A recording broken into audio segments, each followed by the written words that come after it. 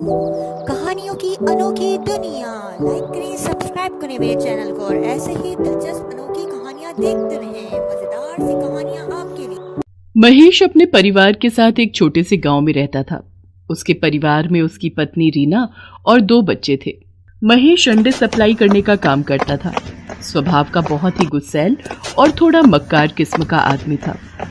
रीना उसके स्वभाव से बहुत ही परेशान थी। बच्चे भी अपने माता पिता के आने के बाद डरे सहमे से बैठे रहते। ये क्या बनाया खाने में है? जब देखो रोज दाल बना के रख देती है। जितने पैसे तुम घर में देते हो उससे सिर्फ दाल ही आ सकती है। सब्जी पता है कितनी महंगी है। मुझे नहीं खानी दाल वाल, मेरे लिए ऑमलेट बना के लाओ।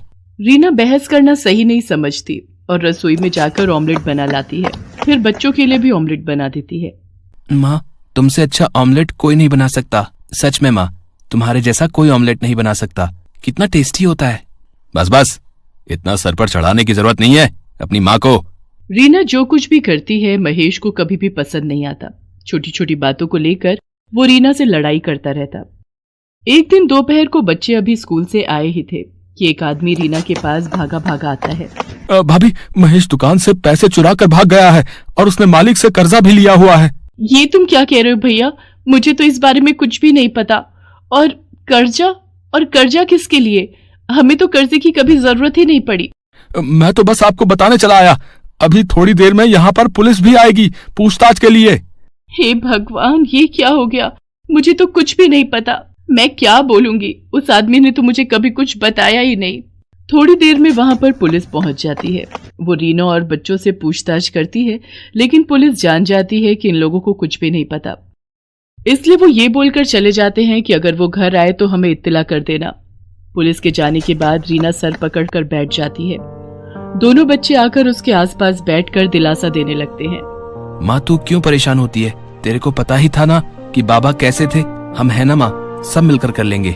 रोते रोते रीना अपने बच्चों को गले से लगा लेती है। अब उसे सामने आगे का समय बिल्कुल अंधकार में दिख रहा था। वो तो पढ़ी लिखी भी नहीं थी कि कहीं नौकरी कर लेती। क्या काम करेगी ये भी वो नहीं सोच पा रही थी। अभी तो वो उस दुख से उबर भी नहीं पाई थी कि महेश धोखा देकर चला गया है। 2-4 दिन इसी तरह निकल जाते हैं। मरता क्या न करता। आखिर में रीना को घर से काम के लिए निकलना ही पड़ा, पर उसे समझ में नहीं आ रहा था कि वो आखिर करे तो क्या करे। शाम के समय वो दोनों बच्चों के साथ बैठी होती है कि तभी, माँ, बहुत तेज भूख लगी है तो हमारे लिए ऑमलेट बना दे, हम उसी के साथ रोटी खा लेंगे। तभी रीना को एक आइडिया आ जाता है। वो जल्दी से बच्चों के लिए खाना बनाकर लाती है और ऑमलेट बनाने का सामान लेकर आती है। अगले दिन सुबह बच्चों के स्कूल जाने के बाद रीना सारा सामान और अंडे की 2 ट्रे और 2 ब्रेड के पैकेट लेकर बाजार में अपनी एक छोटी सी दुकान लगा लेती है। वो पहली बार इस तरह का काम कर रही थी जिसकी घबराहट उसके चेहरे पर भी दिखाई दे रही थी। तभी, 2 अंडे का ऑमलेट बना दो, जरा तीखा बनाना और 2 ब्रेड लगा देना, ठीक है? हाँ जी, अभी लीजिए, मैं बनाती हूँ। रीना फटाफट तवा गर्म करती है और उसके ऊपर ऑमलेट बनाने लगती है। ऑमलेट बनाकर घर की चटनी के साथ उस आदमी को ऑमलेट खाने को देती है। अरे वाह, मैंने इतनी जगह ऑमलेट खाया लेकिन इतना टेस्टी ऑमलेट है मैंने आज तक नहीं खाया भाई। है और चटनी ने तो 4 चांद लगा दिए भाई। कमाल का ऑमलेट बनाती हैं आप। हाँ, कमाल का। रीना उसे धन्यवाद बोलती है। तभी एक और आदमी अपने बेटे के साथ आता है। 2 प्लेट ऑमलेट बना दो, एक में तीखा कम रखना, ठीक है? ऑमलेट खाने के बाद वो आदमी भी ऑमलेट की बड़ी तारीफ करता है। भाई, मैंने तो आज तक इतना परफेक्ट ऑमलेट नहीं खाया है। मिर्च मसाले का तो इतना परफेक्ट बैलेंस है कि वाह भाई वाह, मजा ही आ गया। ये सुनकर रीना के अंदर थोड़ा सा आत्मविश्वास जागता है। शाम तक रीना काफी सारे ऑमलेट बेचकर घर आती है।